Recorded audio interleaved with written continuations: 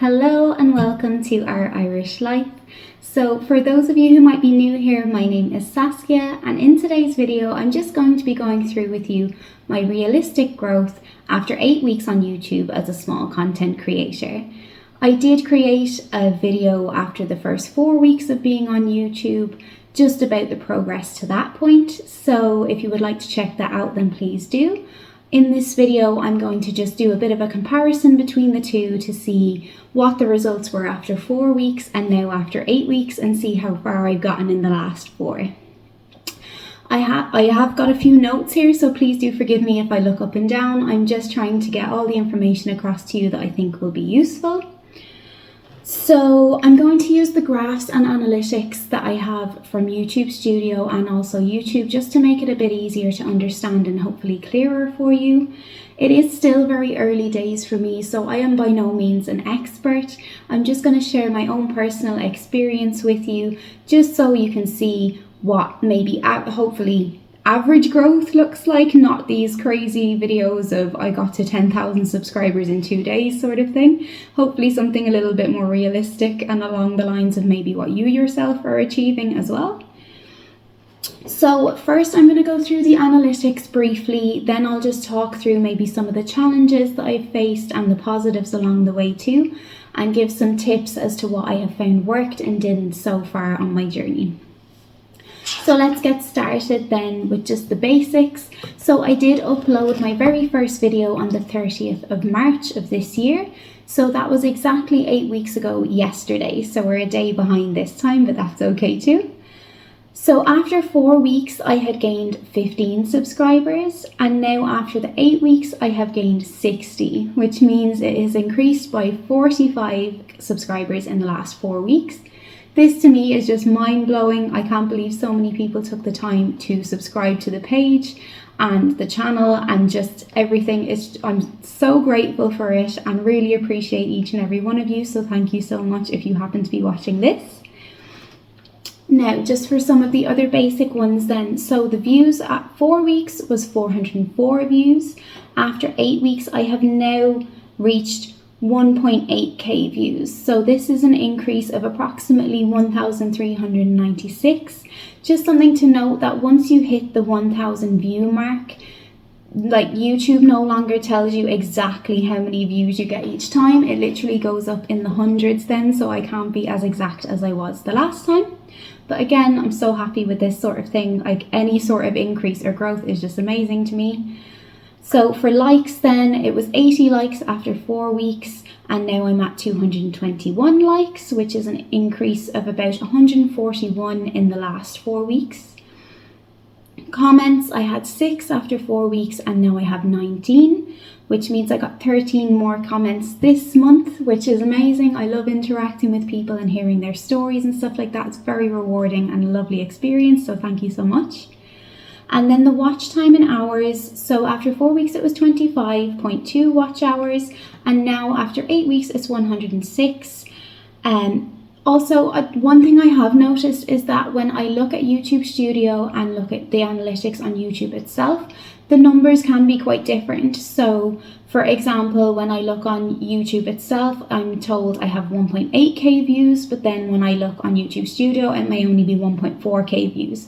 So I'm not sure which is more accurate and stuff like that, and I'm not sure how accurate these watch time hours are then, since there's such a big difference, but we'll just go with it as that's what we've done for the previous video as well, and we'll just keep going with it that way. Also, I got 14 shares on videos this month, so I didn't realize that was even a thing, but it's amazing. If it gets the channel out there and people like what they're seeing and can share it with people who also might find it useful, then that's absolutely amazing. So that's another plus. I'm going to go through some of the graphs then as well, just to show you. Maybe you watched the last video, it might be interesting to see if they look any different this time. So first off is the subscribers then. It is still up and down as it is early days, but one thing I did note is that I managed to get 9 subscribers in 1 day, which is amazing. That's never happened before. It's usually 1 every few days, you know, so that is great. Absolutely amazing. Glad to see that. The watch hours then, also still up and down, but overall seeing an increase in general, which is great, thankfully. Hopefully it keeps going that way. the audience then as well. So the watch time from the subscribers versus the non-subscribers is a little bit different this time. It was almost even the last time I was talking about this. So now the non-subscribers is 60.4% of the watch time, and then the subscribers is 39.6%, so a little bit lower, not quite even. I'm hoping this is good, as it means that the subscribers are watching, but also the channel may get a bit more noticed and out there for new viewers as well. So hopefully that's a good thing. As I said before, I'm no expert, so we shall see. So other data then. So the last time I was talking to you, I couldn't get much of the other data that was available because I didn't really have very many subscribers or views in general. So after 8 weeks, I do have a bit more information available to me now on the audience that watches. So I can see like the age ranges, the genders, the geography, and the formats that they watch, which is great. It's a useful thing to know. And I also still don't know what the audience watches or the other channels that they watch, which would be handy just to see if it's kind of along the same content or whether it's something completely different. It would just be useful for my own information to know these things, but hopefully I'll get there eventually. So that's it for the analytics for the moment. I'm just trying to keep it basic so it's not too overwhelming. I also do not have a full understanding, so I don't want to talk about things I don't know too much about. So I'm just going to go through some of the challenges that I've faced so far as a content creator on YouTube. So the first one I've put down is just keeping motivation. So it can be a little bit difficult to do this. It does take a lot of time to make videos.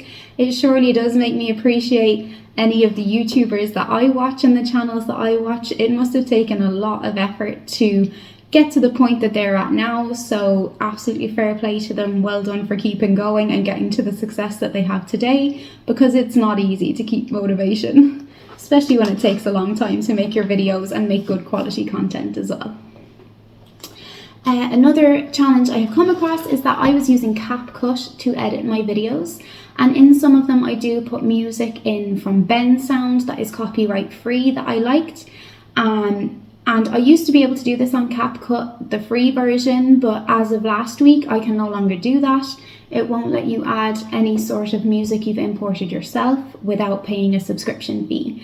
So that's a little bit disappointing, but it will encourage me to go out and try Canva. I do want to try a few different editing apps before I commit to one and have a subscription for that one. So at least maybe next video I can give you an update as to which I find better, and I might have a bit of a decision to make then if I do decide to keep going with YouTube and stuff like that as to which one to pick.